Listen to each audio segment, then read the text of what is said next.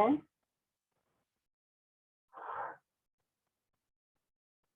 स्वागत है आपका कक्षा 12 हिंदी की कक्षा में।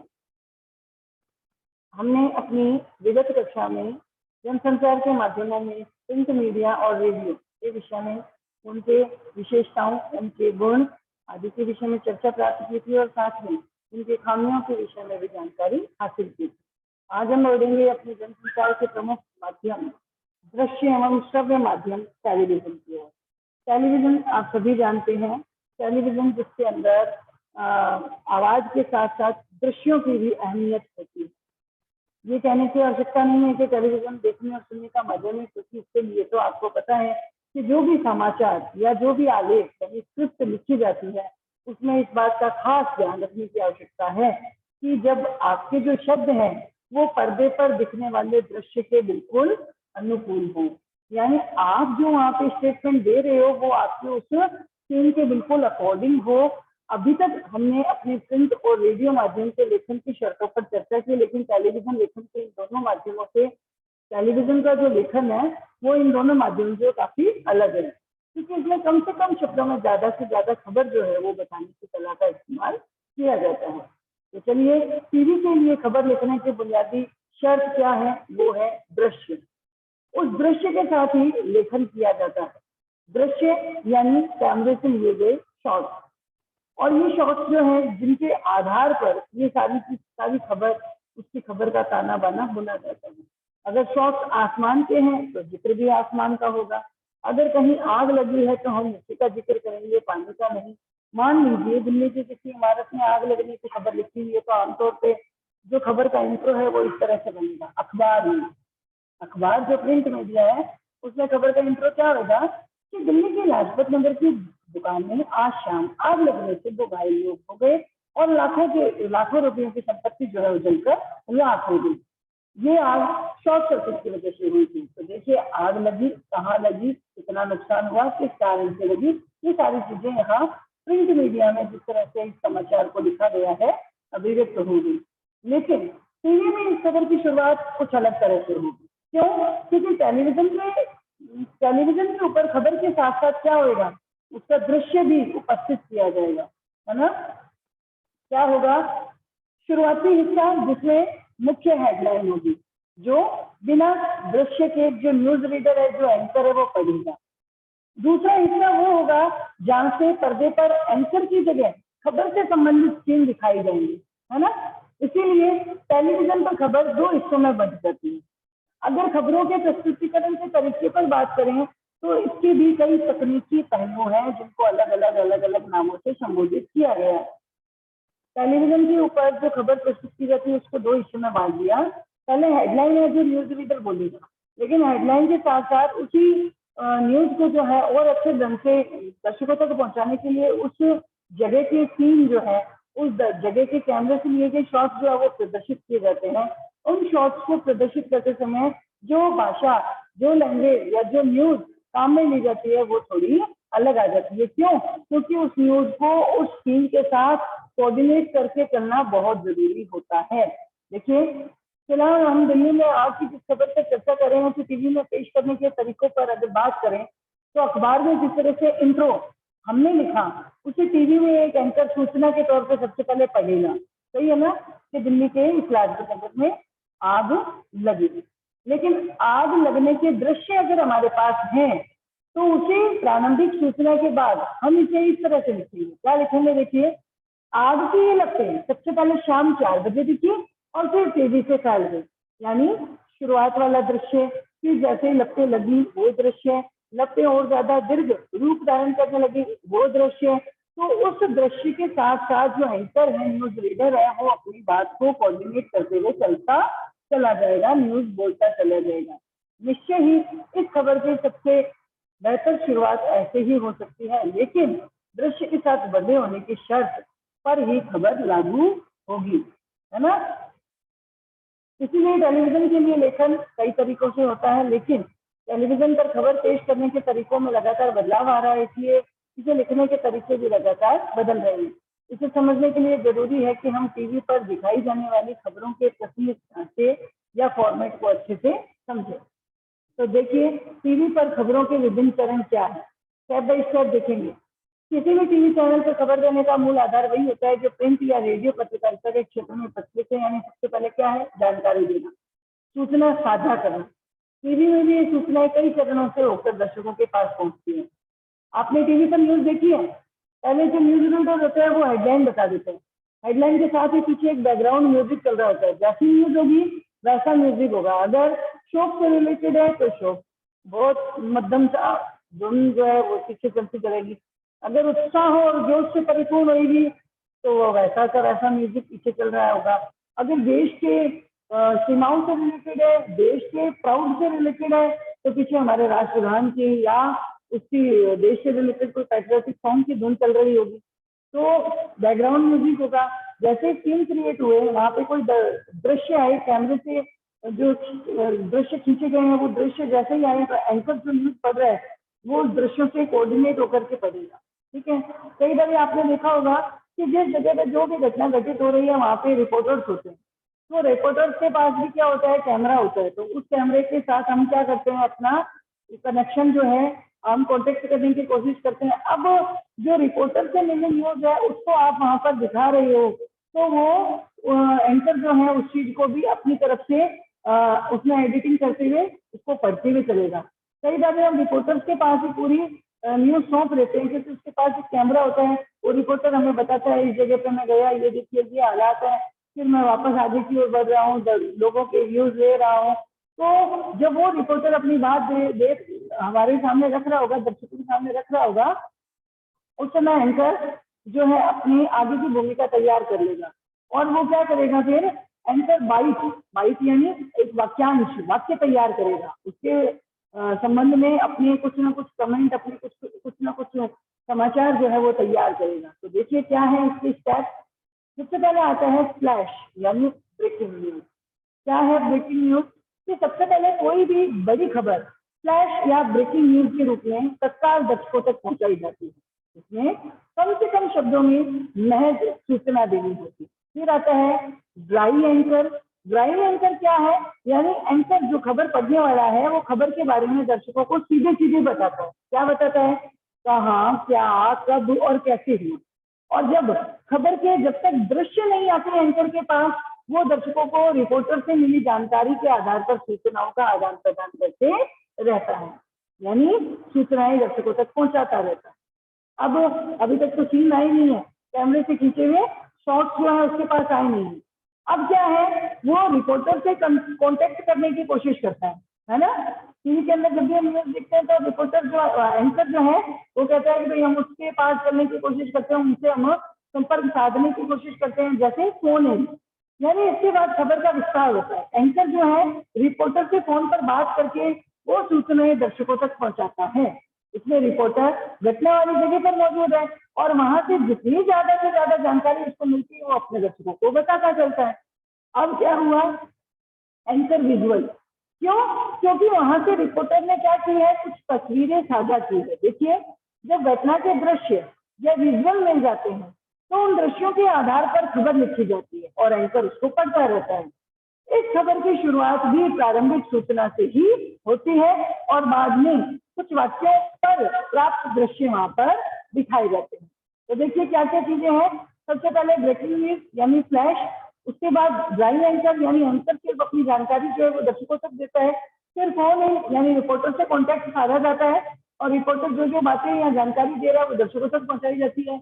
फिर एंकर विजुअल यानी दृश्य दिखाए जाते हैं, क्योंकि वहाँ की पिक्चर्स है, वहाँ के कैमरे की शॉट्स है जो हमारे पास आ गए हैं वो दिखाए जाते हैं। उसके आधार पर खबर बनाई जाती है और उस खबर को एंकर साथ साथ में पढ़ता चलता है। फिर क्या करता है एंकर, बाइट। बाइट का मतलब होता है स्टेटमेंट यानी कथन। टेलीविजन पत्रकारिता में बाइट का बहुत महत्व है। टेलीविजन में किसी भी खबर को पुष्ट करने के लिए इससे संबंधित बाइट दिखाई जाती है, यानी किसी भी घटना की सूचना देने और उसके दृश्य दिखाने के साथ ही इस घटना के बारे में प्रत्यक्षदर्शियों या वहां संबंधित व्यक्तियों के कथन दिखाकर या सुनाकर खबर को प्रमाणिकता दी जाती है। आपको पता है रिपोर्टर्स वहां उस जगह पे होते हैं, फिर वो रिपोर्टर्स क्या करते हैं कि आइए लोगों से भी इस संबंध में जानकारी लेते हैं, उन्होंने क्या देखा, उन्होंने किस तरह की घटना की जो है जानकारी ली उसका किस तरह से ऑब्जर्वेशन किया, वो सारी चीजें यहाँ पे एंकर बाइट में दी जाती है। फिर आता है लाइव। लाइव यानी क्या है, घटना स्थल से हमारा सीधा प्रसारण किया जाता है, यानी रिपोर्टर तो है ही वहाँ पे, साथ ही हमारे जो प्रसारण केंद्र है वहां से कैमरे से हटा करके उसका पूरा का पूरा संपर्क जो वहाँ रिपोर्टर मौजूद है उस घटना स्थल पर उसके कैमरे से साध लिया जाता है और लाइव प्रसारण दिखाया जाता है। आपने देखा है क्रिकेट मैच जब भी देख रहे होते हो, क्रिकेट मैच में कमेंटेटर जो कमेंट्री कर रहा होता है उसकी कमेंट्री उन्हें सुनाई दे रही है, लेकिन सारा प्रसारण लाइव चल रहा होता है और लाइव जैसे जैसे चल रहा है वहाँ घटना घटित हो रही है, बिल्कुल जो कमेंटेटर है उसको रिलेट करते हुए आप अपनी कमेंट्री वहाँ सुनाते चलते हो, वो है लाइव। लाइव यानी किसी भी खबर का घटना स्थल से सीधा प्रसारण, यानी सभी टीवी चैनल कोशिश ये करते हैं कि किसी भी बड़ी घटना के दृश्य तत्काल दर्शकों तक सीधे पहुंचाए जा सके। इसके लिए मौके पर मौजूद रिपोर्टर या फिर वहां के कैमरामैन या ओबी वैन के जरिए घटना के विषय में सीधे दर्शकों को जानकारी दिखाई भी जाती है और सुनाई भी जाती है। अब आता है एंकर पैकेज, यानी अब सीधा का सीधा दारोमदार किसके पास है, समाचार पढ़ने वाले रीडर के पास। पैकेज किसी भी खबर को संपूर्णता के साथ प्रस्तुत करने का एक जरिया है। इसमें संबंधित घटना के दृश्य होते हैं, जुड़े हुए लोगों के कमेंट होते हैं, ग्राफिक्स होते हैं और वहां पर सारी सूचनाएं जो है वो संग्रहित होती है। टेलीविजन जो लेखक है इन तमाम रूपों को ध्यान में रखकर लेखन किया जाता है, जहां जैसी जरूरत होती है वहां वैसे वाक्यों का इस्तेमाल होता है। यानी शब्द का काम दृश्यों को आगे ले जाने का होता है ताकि वो दूसरे दृश्यों से जुड़ता चला जाए और उसमें निहित पूरे अर्थ को सामने लाया जा सके, ताकि खबर का सारा खुलासा दर्शकों के सामने हो सके।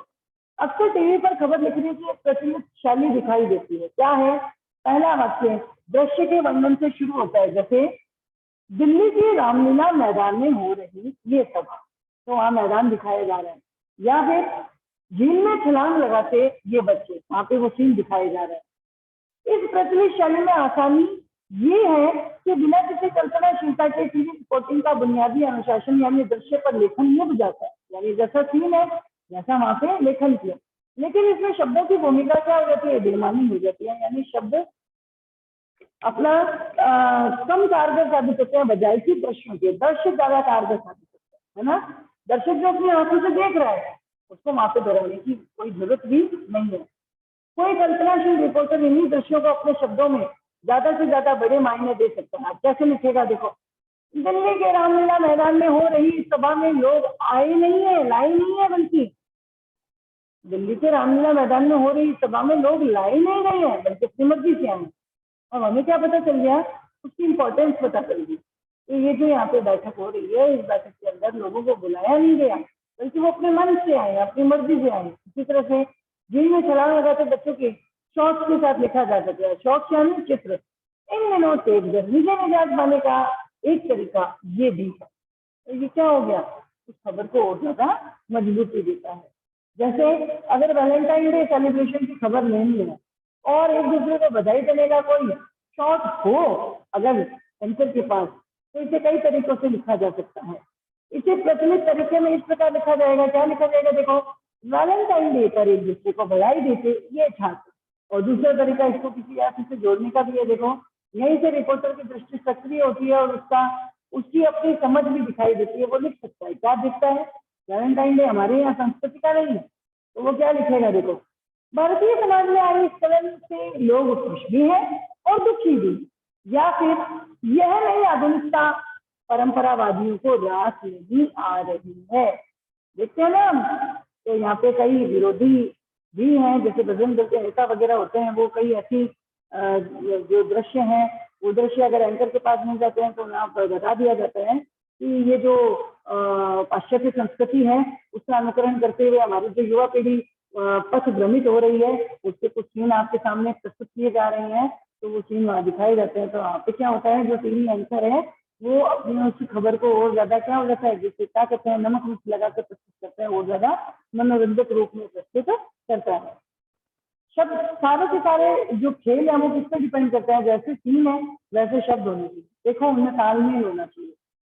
टीवी सिर्फ दृश्य और शब्द नहीं होता, बल्कि उसके बीच में कुछ होता है। वो है ध्वनिया। मैंने अभी थोड़ी देर पहले आपको बोला जैसी न्यूज होगी बैकग्राउंड म्यूजिक भी वैसा का वैसा ही बदलना शुरू करेगा। टीवी में दृश्य और शब्द यानी विजुअल और वॉइस ओवर यानी वीओ दो के साथ दो तरह की आवाजें और होती है। एक तो वे कथन या बाइट जो खबर बनाने के लिए सामने लिए जाते हैं, बीच बीच में आती है ना हेडलाइन इस तरह से। दूसरी ओर ये प्राकृतिक आवाजें जो दृश्य के साथ साथ चली जाती है, यानी चिड़ियों का चहचहाना, गाड़ियों की गुजरने की आवाजें, कारखानों की किसी मशीन के चलने की ध्वनि। टीवी के लिए खबर लिखते हुए इन दोनों तरह की आवाजों का भी ध्यान रखना जरूरी है। पहली तरह की आवाज यानी कथन या बाइट का तो खैर ध्यान रखा ही जाता है। अक्सर टीवी की खबर बाइट के आसपास ही बोली जाती है, लेकिन ये काम पर्याप्त सावधानी से किया जाना चाहिए। कथनों से खबर तो बनती है, टीवी के लिए उसका फॉर्म भी बनता है ना। बाइट सिर्फ किसी के बयान पर निर्भर नहीं होते, जिस खबर के बीच में जिन्हें सिर्फ खबर के बीच में पुष्टि भर के लिए डाल दिया जाए वो प्रमाणिकता सिद्ध करते हैं खबर कितनी प्रमाणित है या नहीं। तो जो वॉइस ओवर है यानी वीडियो है और दृश्यों का जो अंतराल है उसको भरने के लिए बीच बीच में क्या है, खबर से संबंधित बाइट जो है वो प्रस्तुत किए जाते हैं। लेकिन टीवी में सिर्फ बाइट या वॉइस ओवर नहीं होते बल्कि ध्वनिया भी होती है। ये ध्वनिया भी खबर को और ज्यादा मनोरंजक और मिजाज पूर्ण बनाती है। इसीलिए किसी खबर का वॉइस ओवर लिखते समय अपने शॉर्ट्स के मुताबिक ध्वनियों के लिए गुंजाइश छोड़ देनी चाहिए। टीवी में ऐसी ध्वनियों को नेट साउंड यानी प्राकृतिक आवाजें कहते हैं।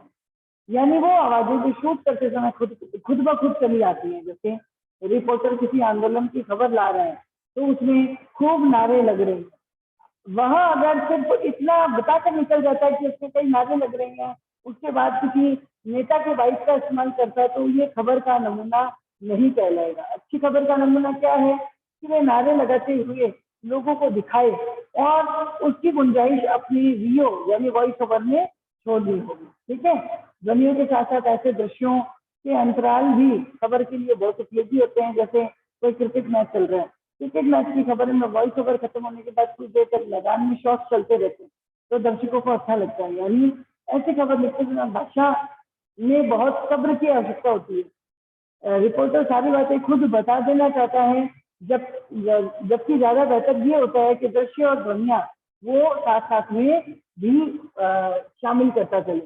छोटे छोटे वाक्यों या सुगठित संपादन से टीवी की जो खबर है वो अच्छी खबर निकलकर हमारे दर्शकों तक सामने आती है। तो ये होता है यहाँ पे हमारे टीवी के समाचार की लेखन शैली। अब बात आती है रेडियो और टेलीविजन की भाषा शैली। तो रेडियो और टेलीविजन की भाषा शैली यहाँ पे देखिए, ये शुरू होगा हमारा इंटरनेट के बाद इंटरनेट, पत्रकारिता के आयाम, भारत में पत्रकारिता, और फिर आएंगे क्वेश्चन आंसर। तो इसके विषय में हम अपनी अगली कक्षा में जानकारी लेंगे। अभी तक जितना आपको समझाया है करवाया है वो कोशिश कीजिएगा, दोबारा पढ़ो और पढ़ करके आप उसमें से कुछ अपनी नोट्स तैयार कर लो। आप कुछ समझ कर सोच कर लिखने की कोशिश करो। जैसे यहाँ पे दिया गया है कौन सा, यहाँ पे एक वर्क दिया गया है टीवी के प्रसारण से संबंधित कार्य। क्या है देखिए, टीवी के प्रसारण से संबंधित कार्य, ये आपका एक प्रैक्टिस वर्क भी है। देखो क्या कहता है यहाँ पे, एनसीईआरटी की इस पाठ्य पुस्तक में दिया गया है कि दूरदर्शन न्यूज और कोई निजी समाचार चैनल जैसे आज तक, एनडीटीवी या स्टार न्यूज, जी न्यूज आदि के रात 9 बजे के बुलेटिन या फिर एक दिन का अंतर देकर लगातार 2 सप्ताह तक देखी। जैसे एक दिन आपने डीडी न्यूज देखी तो अगले दिन कोई निजी समाचार चैनल देखो। दोनों के समाचार बुलेटिन के कलेवर और उसकी प्रस्तुति की तुलना में 200 शब्दों की एक रिपोर्ट तैयार करेंगे और अपने शिक्षक के साथ कक्षा में चर्चा करेंगे। तो देखिए, ये दूरदर्शन वाले भी हैं, निजी चैनल भी है, निजी चैनल किस तरह से अपने जो न्यूज है उसको वहाँ प्रस्तुत करता है, डीडी न्यूज जो है कैसे प्रस्तुत करता है, तो वहाँ पे इन चीजों को जो है वो मेंशन करते हुए चलना होगा। तो अभी हमने पढ़ा कि टेलीविजन के लिए समाचार लेखन जो है वो आसान कार्य नहीं है। उसके लिए सबसे पहले फ्रेम फ्लैश तैयार किया जाता है, फ्लैश के साथ वहाँ पर ड्राई एंकर होता है जो रिपोर्ट देता है, सारी जानकारी देता है, पर फोन इन किया जाता है, रिपोर्टर से संपर्क साधा जाता है, फिर रिपोर्टर से प्राप्त जानकारी के आधार पर एंकर फिर विजुअल करवाता है, यानी सीन वहाँ पे दृश्य या फोटोज जो है वो दिखाता है, फिर एंकर बाइट की जाती है। एंकर बाइट जो है वो वहाँ पे रिपोर्टर्स जो है वहाँ पे आसपास इकट्ठे लोगों से उनके पास कमेंट वगैरह उस घटना के विषय में बयान करते हैं और उसके बाद लाइव प्रसारण किया जाता है। लाइव प्रसारण में रिपोर्टर के पास जो है कैमरामैन भी होता है और वहाँ पे से ही सारा सीधा प्रसारण जो है वो दर्शकों तक साधा जाता है। फिर एंकर पैकेज तैयार होता है और ये एंकर पैकेज जो है वो समाचार का टेलीविजन के लिए लिखे गए समाचार का अंतिम पड़ाव माना जाता है। तो उम्मीद है आप लोगों को यहाँ टेलीविजन के लेखन के विषय में अच्छे से जानकारी साझा हो गई है। अब कल जो है हम इसके विषय में आगे की जानकारी को अच्छे से पढ़ने की कोशिश करेंगे, जिसमें दिया गया है कि रेडियो टेलीविजन समाचार की भाषा और शैली। भाषा शैली कैसी होती है? हाँ, रेडियो की भाषा में और टीवी की भाषा में थोड़ा अंतर जरूर होगा। इसके विषय में हम अपनी कक्षा में जानकारी लेंगे। आज की कक्षा में